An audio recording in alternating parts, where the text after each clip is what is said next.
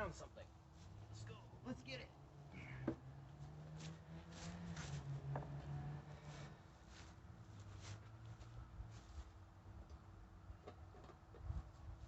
Oh, okay. It's not a landmine. It's a mess tin. What do you think's in it?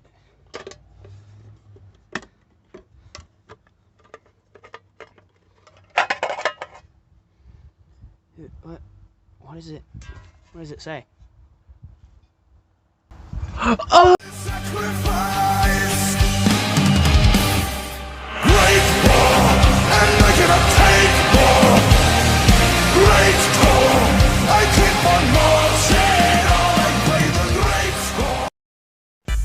Anyway, getting back into it. What is good, YouTube? It has been a while. Yeah, where have I been? Yeah. Keep asking that and answering that. Yeah, anyway. Today's video is not going to be about the Adrian helmet. Today is going to be about a very special thing.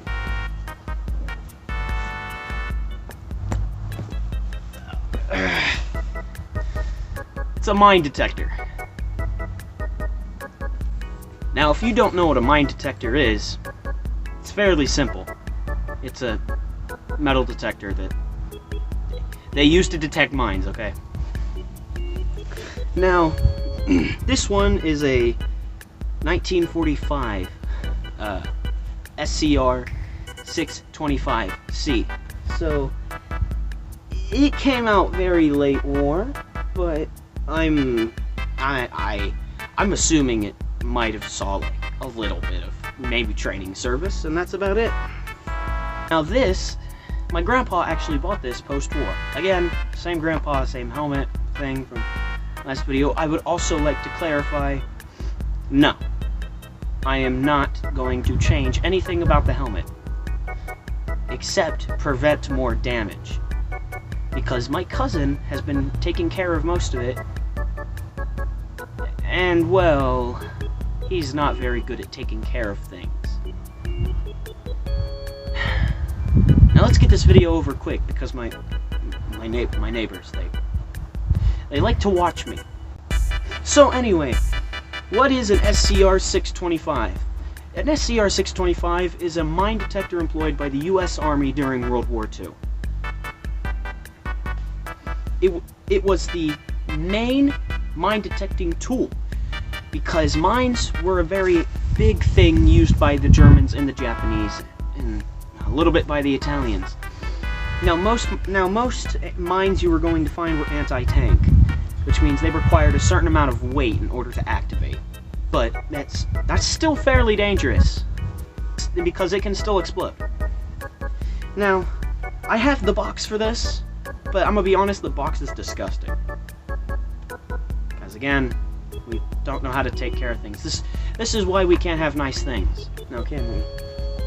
Now, obviously, I have every piece you need to make this work. Unfortunately, right now, we have some plugging issues. We will fix it. Again, we are not going to change anything. We have all the pieces we need. All we need is a little tampering to make some wires more secure, to make these plugs more secure and easier to plug in, and a reproduction battery. We can literally make a battery, and that's all we need. So please, I beg of you, I know you all care, but please don't try to tell me that I'm doing something wrong, because I know quite well what I'm doing, and I've been doing it for a little bit. So anyway, let's see how this thing comes apart. So first you have the handle. You hold it like this, kind of. So you immediately take this off, and it goes near the bottom of the trunk. This goes near the bottom of the trunk, and it takes a little bit to unscrew. It's threaded on the inside, so it's got its own thread. Anyway, putting that down, then you have the box. Well, as I like to call it, the box. You have a switch, It's on the off position right now. So you unscrew this right here, and you immediately, give me a second, you take this off like this. These pieces are always connected by a wire. Always. Unless it is not. Which means, sir, what is wrong with your mine detector? Now, of course, this piece is cool, but what really does all the work is what they used to call the box. There's two things they used to call the box. This is actually an amplifier. This, let me pull this out. This is in mostly great condition. And this is the canvas bag it comes in. It's dirty. It needs to be dusted and taken care of. Nothing is changing. I see you about to comment. Don't you dare. So, this is the microphone. It's actually a really good microphone. It's great. It has been taken very good care of. Now, I know it's all been moisture protected because of it says it all over the mine detector. Moisture fungus proofed, March 1945. So, now onto the amplifier. The amplifier is the thing with the problem. We have a wire problem here. It needs to be really put in. Now, of course, again, nothing is changing. Not a single thing on this entire display is changing. Nothing. Except for a little shortening of the wire. But that's not bad, okay? This is the issue with plugging it in. As if you have seen carefully, or watching carefully, it does not plug in all the way. It does not plug in all the way. And it barely plugs in at all. I have to torque it, and that's very scary. So now onto the amplifier. I'm not going to show you the amplifier. I'll actually show you later in a short. But here's basically the inside. You get instructions on how to operate it, instructions on how to maintain it. Very well kept. This is the serial number. This takes 2D batteries right here. This is a switch to turn the amplifier on. I'm going to keep that off. This is the compensator that compensates for lost battery power. And these two little parts here are responsible for holding what is known as a BA38 battery. Now, BA38, I'm probably showing it right here, is a very hard battery to find. It's basically impossible. And any batteries you do find, you're looking at probably thousands of dollars, hundreds of dollars. Now, the BA38 battery is also used in the SCR-526, which is the handy-talkie, the walkie-talkie that you see. Now, here's a picture of it right here. I know, it's pretty bad. It's pretty. Now, for the walkie-talkie situation, you can either make a battery, a BA38 battery, which most people don't for some reason, or you can change the interior. I do not plan, if I ever get a set, to do that. I'm going to make a battery, and for this, you can do the same. You can have it take a different battery, or you can make your own BA38 battery. Up here is a link on how to make a BA38 battery.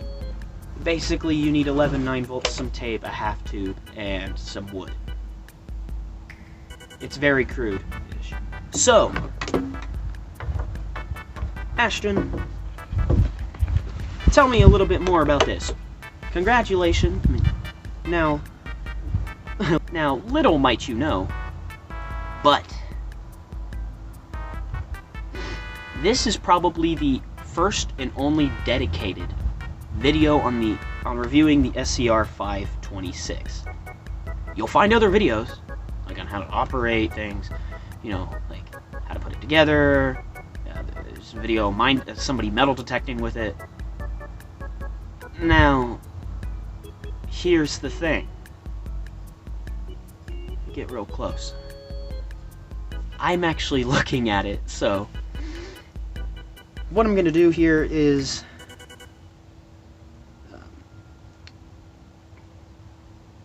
now is the part where I tell you some facts about this particular mine detector.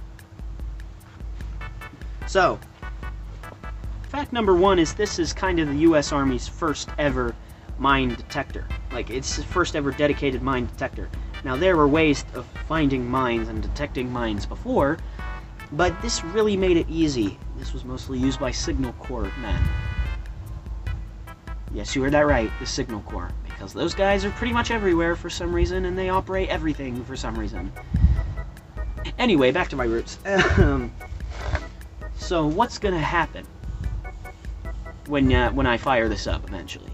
Well, when I release that video, what you'll expect to see is kind of an amalgamation of weird, kind of like a high-pitched frequency noise that's kind of rising and falling as it detects things. But what you're also going to see is the SCR-526 really has an issue with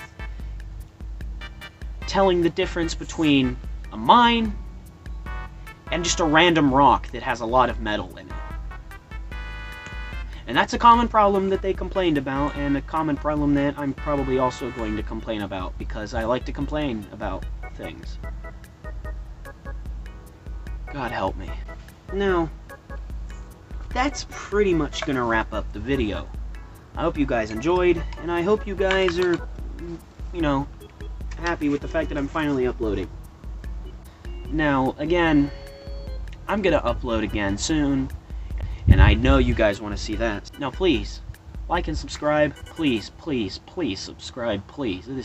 You guys are what motivates me. And if I don't have that many subscribers, then what's the point of uploading?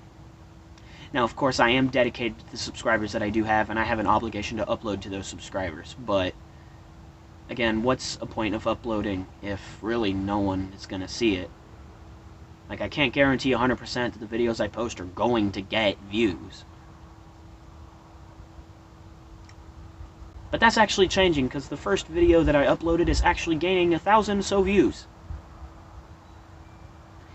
Cringy me is getting 1,000 views, close to 1,000 views. So if you could... Actually, no, don't watch that video, please. I'm actually begging you to not. So that's going to wrap up my video here. So what am I going to say is the final words of this video? That's a very good question. Yeet! Also, real quick, I'm going to be doing some polls in the comments. So it's basically, I'm going to be commenting something like, what do you want me to do next? A, B, C, or D? So go down in that comment, answer what you want me to do next. And whatever gets the most votes, naturally, will be the one that I do.